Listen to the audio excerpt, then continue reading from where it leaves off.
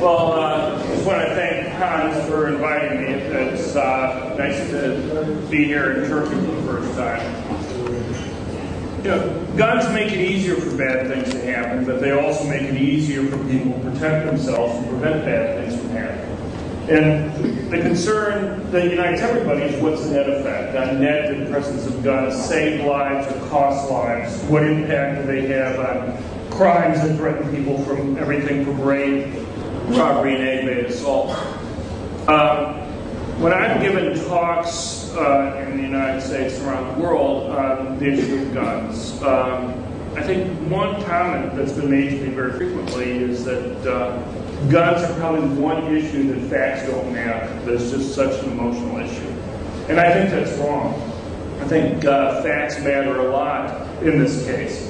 But you have to think of facts much more broadly than simple numbers, because guns are probably one issue that people feel they're more informed about than almost any other issue. And that is because you can't pick up newspapers or listen to news reports and not very frequently hear about some story involving guns. And so people draw conclusions based on the information that they receive, and they are constantly bombarded with information on the issue of guns.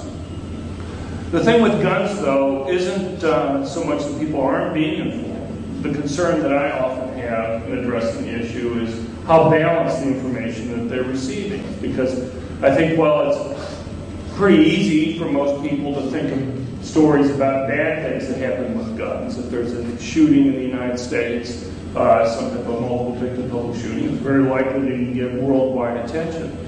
But it's probably relatively hard for most people to think of the times that people use guns to go and stop attacks. I'm going to concentrate a lot on the issue of the United States right now, because, but I'll talk about some other countries too. But I think one of the reasons for doing it is the United States is often held up as kind of a poster child that people point to for information about the costs and benefits of guns. It's kind of one extreme case in terms of gun ownership rates, though if you look around the world, someplace like Switzerland, for example, probably has a gun ownership rate that's about 20% higher than the United States. You have countries like Finland and Norway, which have gun ownership rates not appreciably different than what you have in the United States. And there are some other countries in the world. Israel, for example, probably has a gun possession rate that's the highest in the world. With regard to the United States, I think a lot of people have at least a rough idea of some of the numbers involving crime and other bad things that happen with guns. In recent years, you're probably talking about someplace between 9,000 and 10,000 murders that are committed each year with guns.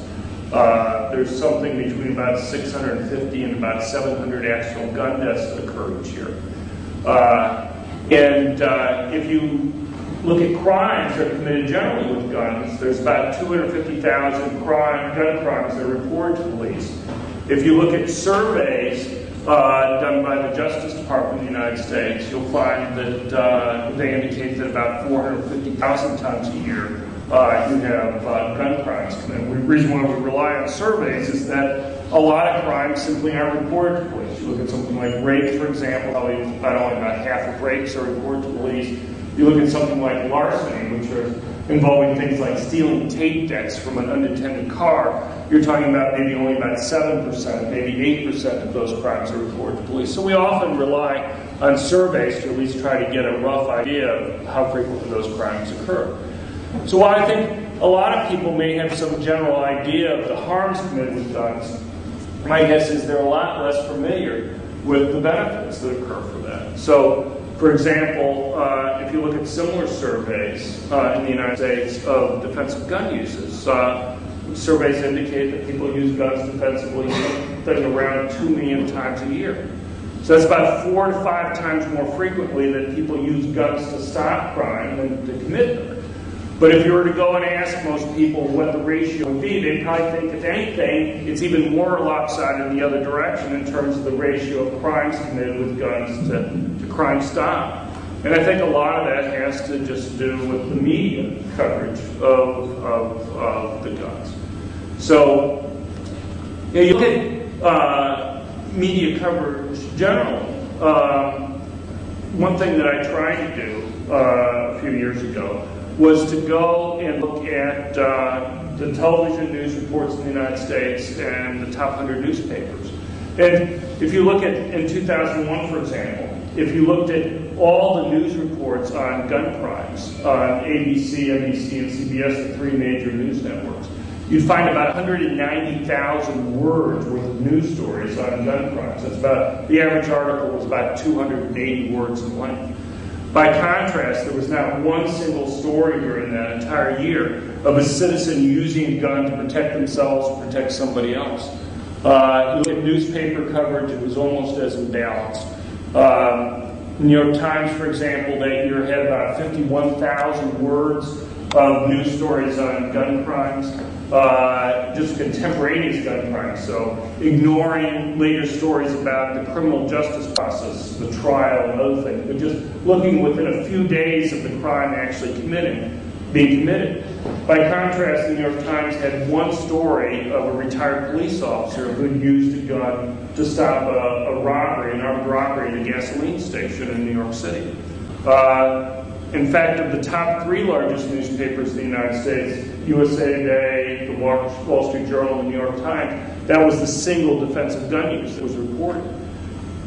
If you look at the top 10 newspapers in the United States, about 75% of the defense of gun use stories that were reported were in two of the newspapers, the Dallas Morning News and the Houston Chronicle. And you might think, well, Texas, I'm sure people around the world have some image of what the Texans are like. But, so I just would call up the crime reporters there to find out if there was something in the water or something that caused them to report it differently. And what happened was those two newspapers just viewed themselves as the newspapers of record. So when anybody got killed, whether it was a victim or a criminal, it would still get reported.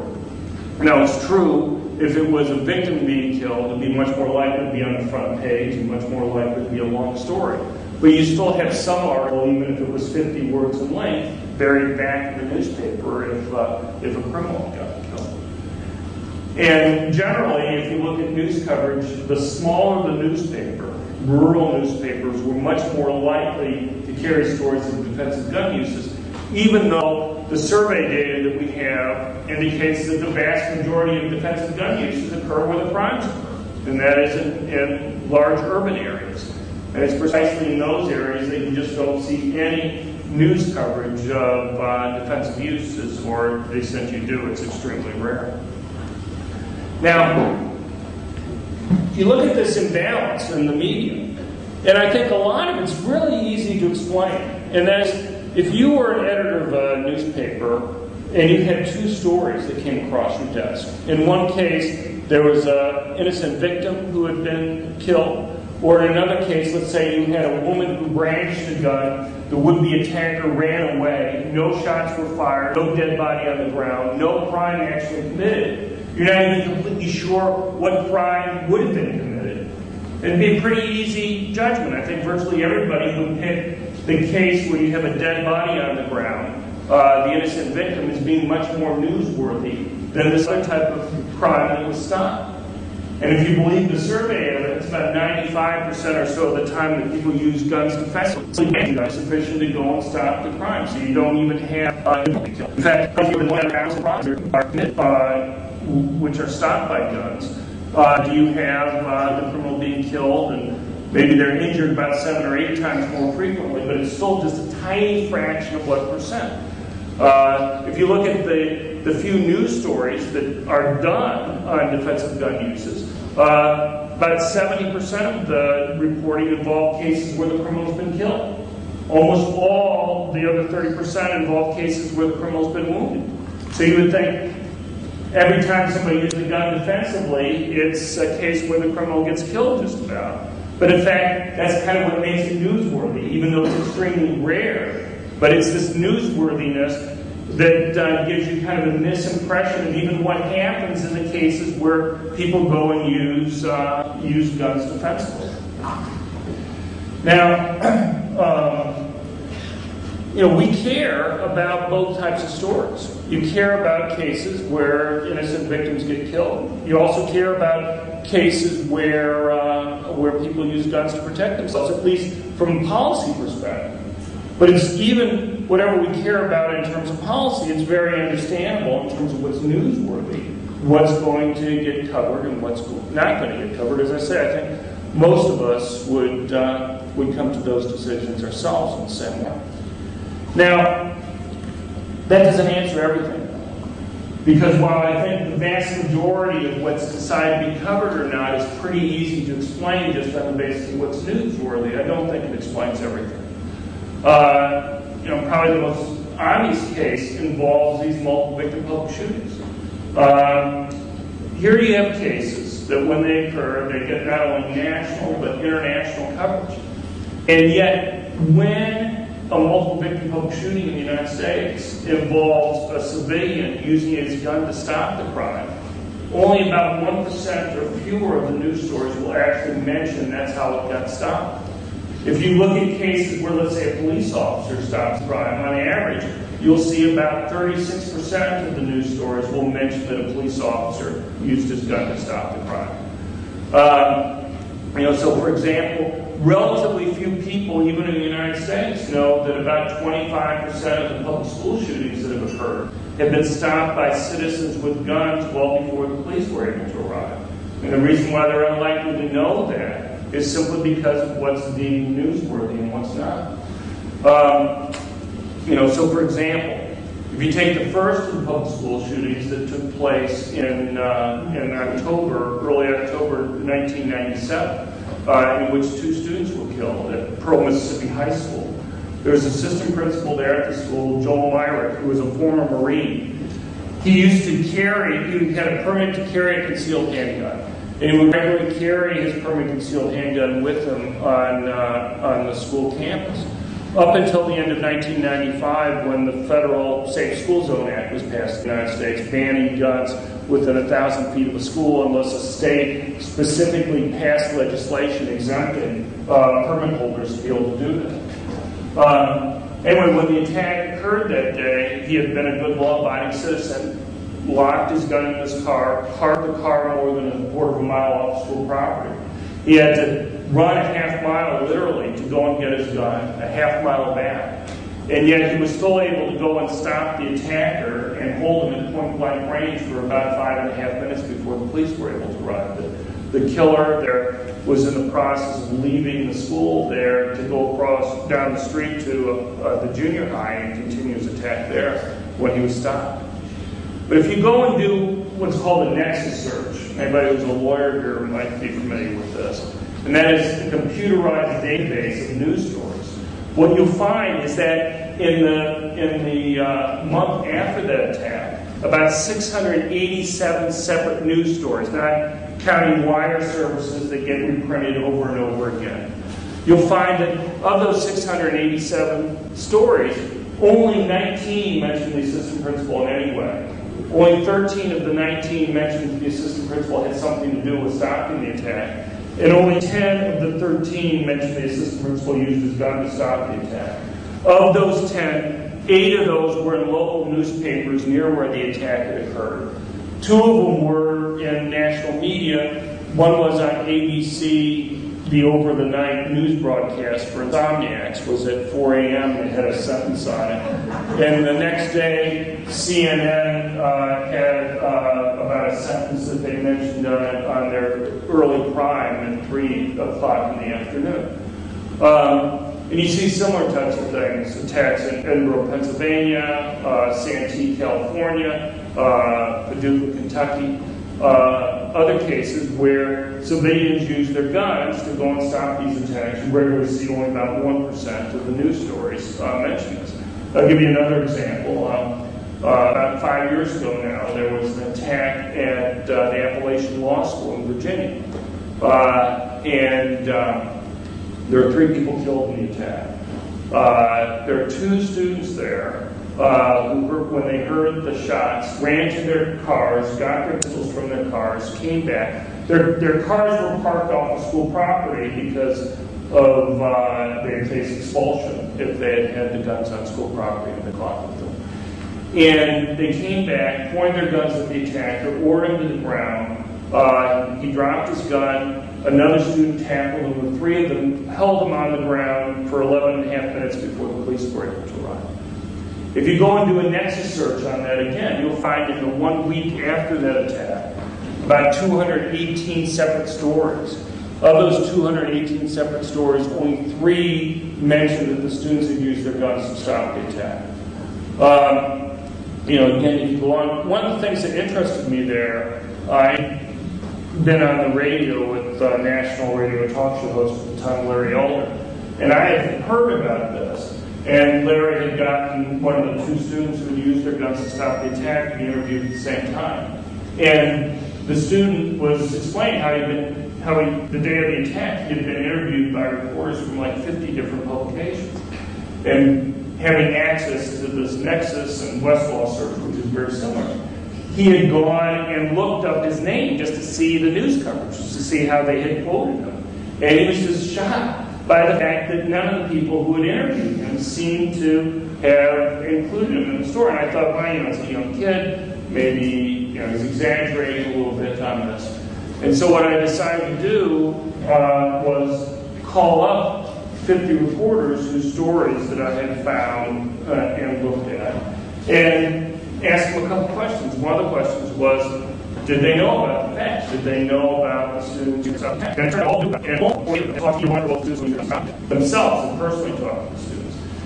And the second thing that I want to know is, why then didn't they mention this in their stories? You'd have something like the Washington Post, Maria Lott, the reporter there, who would go and say that the students had pounced on the attacker. New York Daily News, which would say they had tackled him. The AP, which had said that they had subdued the attacker. All those are true statements. Though, if you think about this in terms of newsworthiness, what's more likely to grab a reader's attention? To go and say the students pounced on the attacker, or to say the students went and got their guns and used them to stop the attacker? My guess is, in terms of people's perceptions of what they regard as rare, particularly in part because of the coverage, somebody reading that would say, you see this, the students got their guns. It'd be much more likely that people would talk about it among themselves and register there than they were the way it was reported. So I asked the reporters, why is it that they didn't go and mention this fact in their coverage? And Marie Lott at the Washington Post, for example, was fairly typical, where she said that she had spacing constraints. She only had 913 words to do the story, and said she simply didn't have enough space in her story to go and mention that the students had gone and used their guns to stop the attack. There are lots of other examples of bias I can go and talk about with regard to the media there. Maybe I'll get to more in a few minutes. But just to give you really quickly a couple other ideas about how people's perceptions about guns are affected. I'm sure for most people from an international audience, you're even less likely, if that's possible, than Americans to know about these types of defensive gun uses which have stopped these crimes. You may remember about a lot of these attacks, but the notion that some of these attacks that you heard about were actually stopped by citizens with guns is something you're completely unlikely to have heard of, I would guess. And there are many attacks which are stopped before anybody gets killed by citizens with guns that rarely even get local media attention in the United States. There are cases I can give you in the last year involving attacks that have occurred on city streets or in parks or other places. You may have heard about one case that did get some news, but it was fairly misreported, in terms of an attack at a church in Colorado, where somebody who was referred to as a security guard had stopped this attacker going in there. 2 people had been killed. A woman there wasn't a security guard. She was someone who had gotten a permit to carry a concealed handgun. Her ex-husband had been threatening her. And she had gone and asked the minister whether it was okay for her to carry a permit concealed handgun with her to the service. And some of the other parishioners had heard about that also, and the minister said, fine. And when the attack had started, when the person came in, there was like 7,000 people inside the church there at the time, but she was able to kill the guy before he was able to go in and harm anybody, even though he had something like 1,000 rounds of ammunition on him when he engaged in the attack there. But just one other minor point. You know, people seem to think of these types of attacks as being a uniquely American experience. But yet, Europe has had more than its share of these types of attacks in just like the last 6 years or so. Germany, for example, has the two most deadly high school attacks in the last 6 years. You had one attack in Germany in which 17 people were killed, another one in which 14 people were killed. Switzerland had an attack at Canton, Zug, in which in the parliamentary building you had 14 people killed. You've had other attacks in France. You have at least 4 attacks in France in which more than 7 people have been killed. And you could go down the list for these different countries. But let me just give you 2 other ways I think people get information, and it colors their views. I'll just go through this quickly. One is in terms of government studies that are done. The other is in terms of polling. If you look at studies done by the federal government in the United States, there are literally hundreds of studies that come out in a period of a few years. I looked at all the federal government studies that came out over a 15-year period prior to writing my book, The Bias Against Guns. And one of the amazing things is that none of the studies that I looked at could you identify any attempt to try to go and measure the benefits from people owning guns. So let me give you a simple example. Every year, the federal government comes out with a report on the top 10 guns used in crime. Why not one year? Why not one time come out with a report on the top 10 guns used defensively by people to protect themselves? Almost every year, the federal government comes out with a report on the cost to the country from injuries caused by guns. Why not one time come out with a report that would go and measure injuries prevented from people being able to use guns defensively? Surely we understand the benefit from going and measuring the costs of these things. It's relevant for going and deciding what type of legislation presidents are going to sign, or Congresses are going to pass, or state legislatures are going to enact. But it's kind of hard to figure out by only measuring the costs how that's going to be particularly useful. You know, there's costs and benefits for all these things, and it seems like you want to at least have some studies that would measure the benefits. I'll give you an example. I looked again over a 15-year period of time. I could not find one single poll that in any way allowed respondents to go and mention benefits from people owning guns. So, for example, every year you'd have NBC News would have a poll that would go and ask people, do you think gun control reduces crime a lot, somewhat, or just a little bit? Those were your 3 options. Zombie had a poll that was a little bit more balanced. It would go and ask people, do you think gun control reduces crime a lot, somewhat, or has no net effect? Now, maybe it's just myself as an economist, but I think everything has costs and benefits. Let me give you a simple example that's there, and that is you have something like waiting periods in the United States. Some states may require you to wait a couple days before you can buy a gun, some may be a week, some might be a month. And it's pretty obvious what the possible benefits are there. Somebody may have second thoughts between when they think about getting a gun and they would have committed the crime. You make them wait a few days, maybe they'll change their mind and decide not to do it. That's surely a possible benefit that you'd want to take into account. But on the other hand, there can be real costs from having those types of restrictions. A woman may be threatened or stalked, may face serious dangers, and making her go and wait a few days may be the difference between whether or not she's going to be able to go and defend herself or not. So you have both costs and benefits there. It's not obvious before you go and study what the net effect is going to be. But in fact, if you look at all the academic research that's been done on that issue, there's not one single academic study that I know of by either criminologists or economists that find that waiting periods are associated with reductions in any type of violent crime. There are a number of studies that find that waiting periods are associated with small increases, maybe about 2 or 3%, in terms of rape rates. Let me give you another example. It's probably more controversial. And that is with regard to these multiple victim public shootings that we were talking about before. I'm an academic. It's not something I take lightly about the having done so far. I understand this. I can't write this here because I assume no injustice. So it's injustice here. You prevent this and about guard control. It's like because it turns out that it's like the laws is visual. You may end up having what happened. Let me get something about. Let's say someone was really clear your family was stalking you.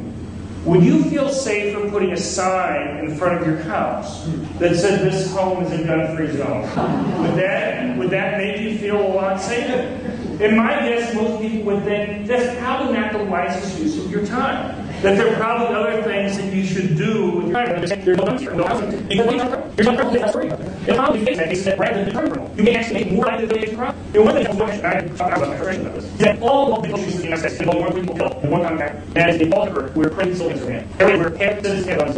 And the shootings in malls, the 3 mall shootings in Omaha, Kansas City, West Salt Lake. Omaha has 8 major malls in this city. 2 of them have signs up that ban permitted concealed handguns from being taken in there. One of those was where the attack occurred.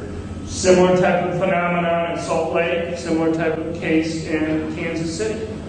One of the things that probably a lot of people don't know is, the Columbine, maybe there's one thing I should tell you before. There are 40 states in the United States that allow adults to go and carry permanent concealed handguns. Once you're a certain age, either 18 or 21, depending upon the state, once you pass a criminal background check, about half the states require some type of training, and you pay a fee. But once you've met certain objective criteria and you apply for a permit, then it's automatically granted. There are about 5 million Americans right now who are legally able to go and carry a permanent concealed handgun.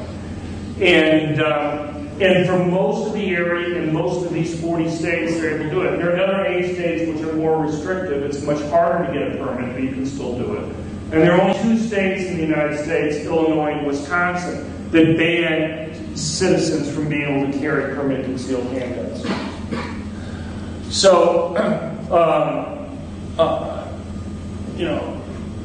the interesting thing is how Bill Landis, I'll mention this. Bill Landis at the University of Chicago and I looked at all the multiple victim public shootings in the United States from 1977 through 1999. And what we found is that the normal type of things that affect crime generally don't affect these multiple victim public shootings. Higher arrest rates, higher conviction rates, longer prison sentences, the death penalty. They may affect murder rates generally, but they don't affect multiple victim public shootings.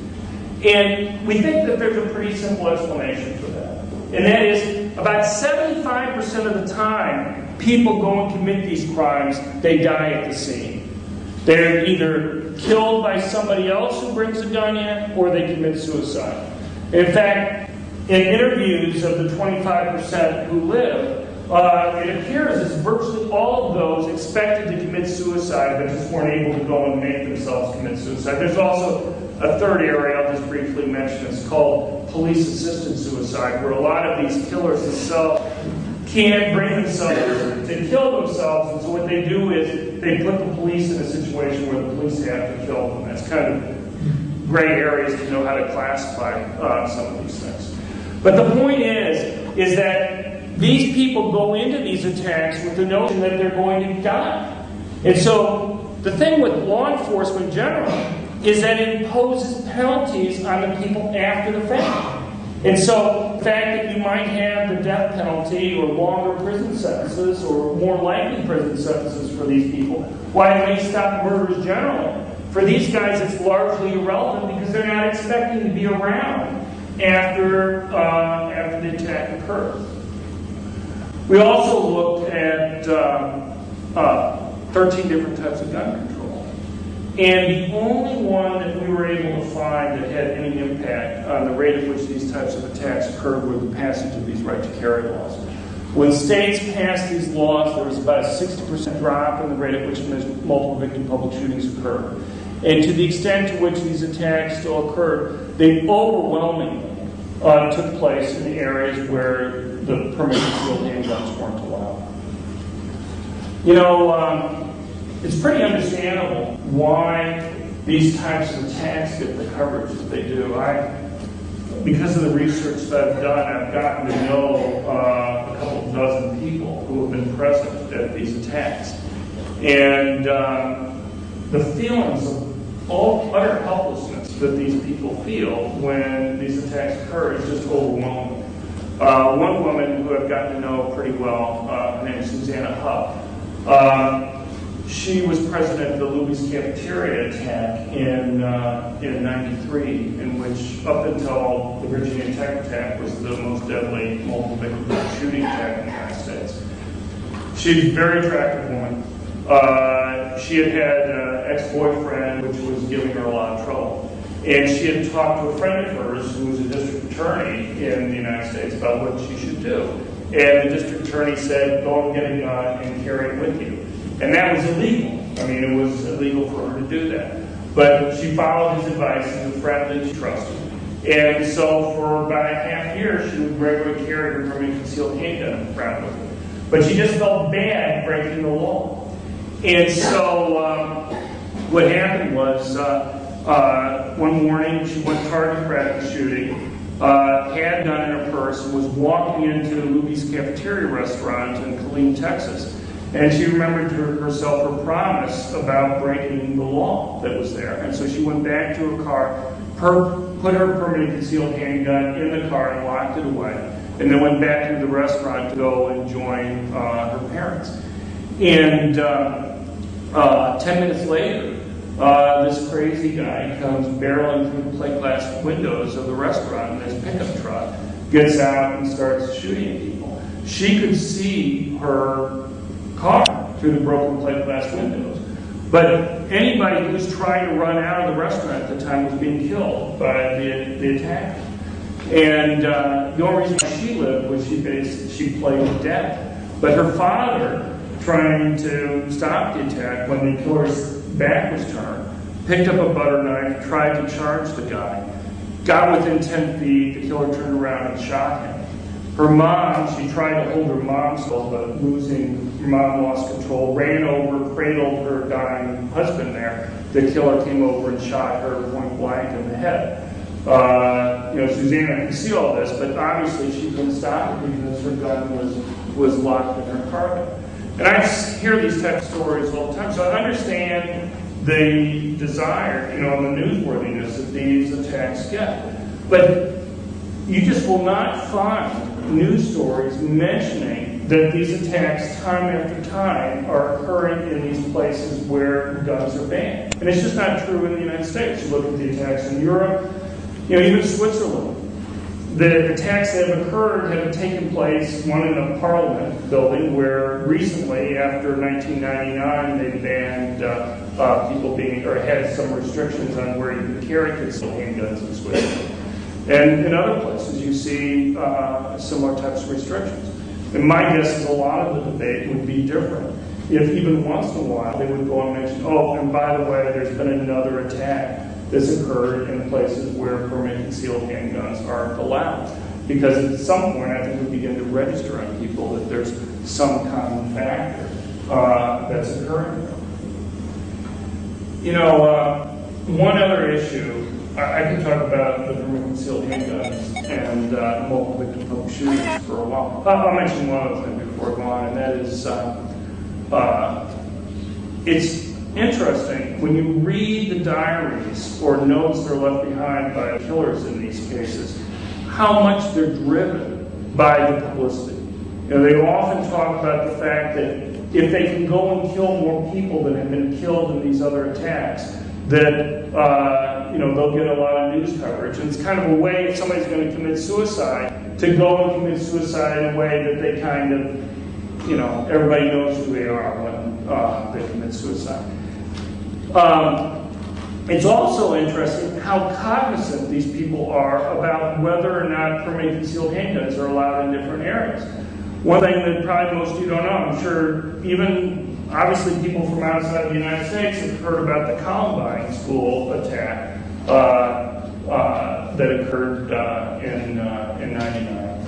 And you know probably a lot of things about it, but probably a couple of things you don't know. One is that Dylan Klebold, one of the attackers there, was writing his state legislators regularly, apparently, lobbying against the concealed handgun bill that was going through the state legislature. And the one thing that upset him in particular was the state law at that time would have allowed permanent concealed handguns on school property.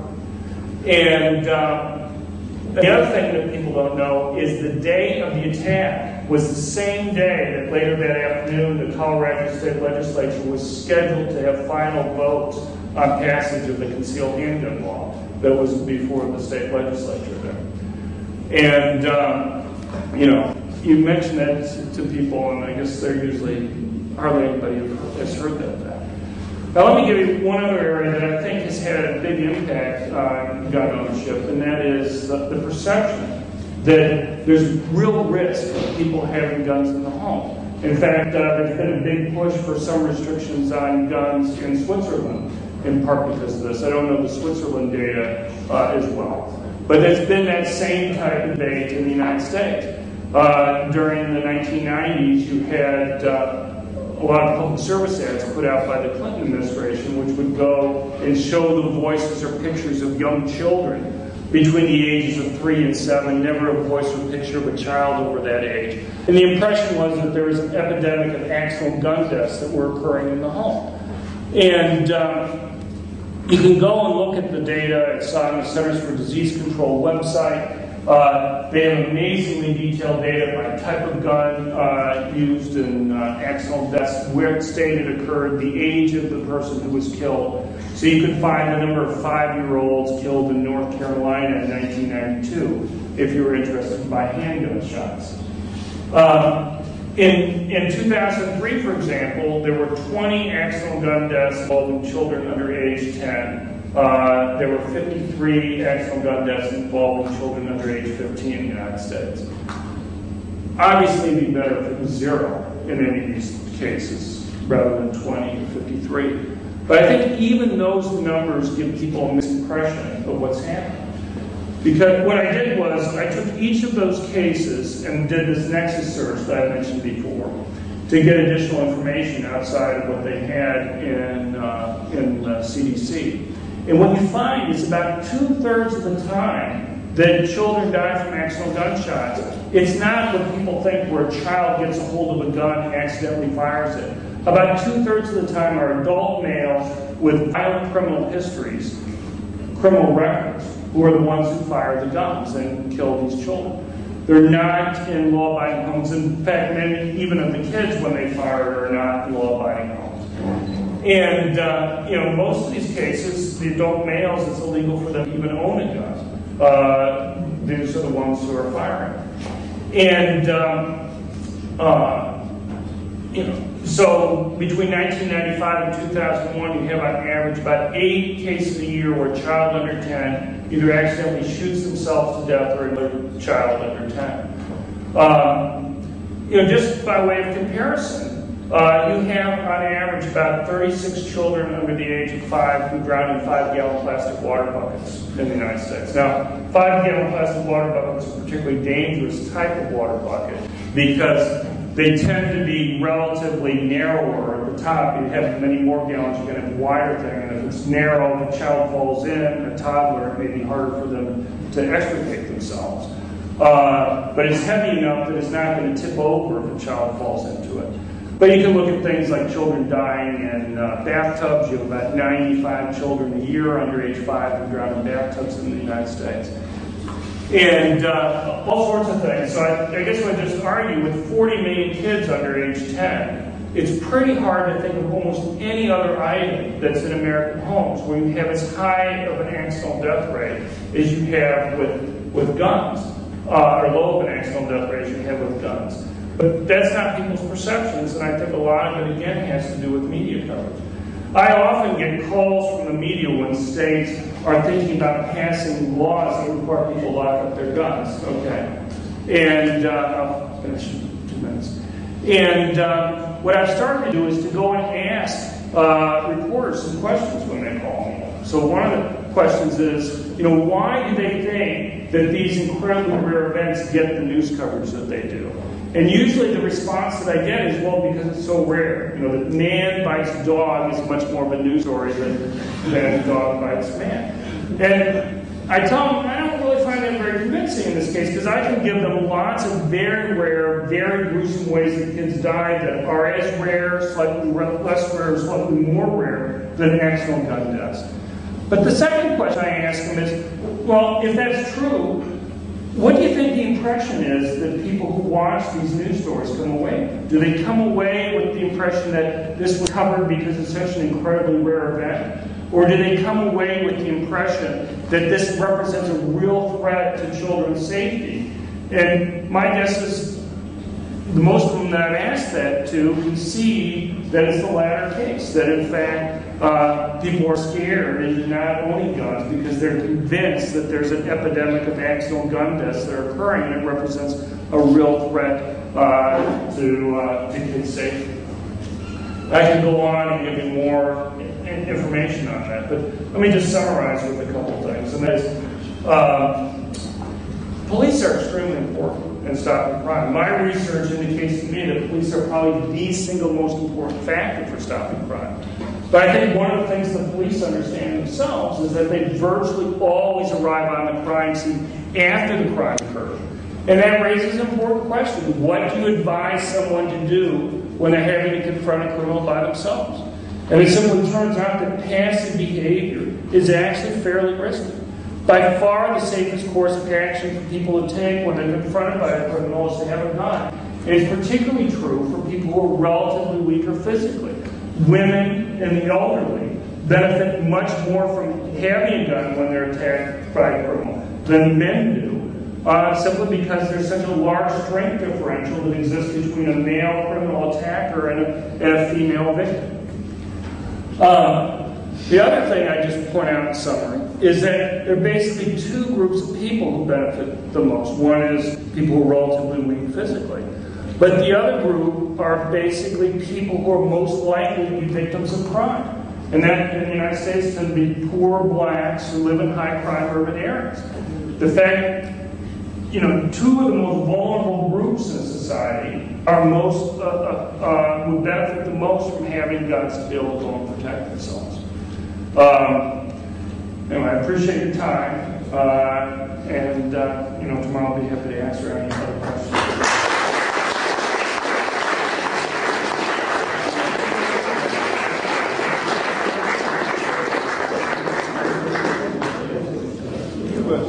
What? Can I say a few words about the movie? Just 1 second for brief announcement. Yes, I wanted to say about the movie. The movie is called The Singing Revolution. It starts 9:30 and it tells about independence process of Estonia.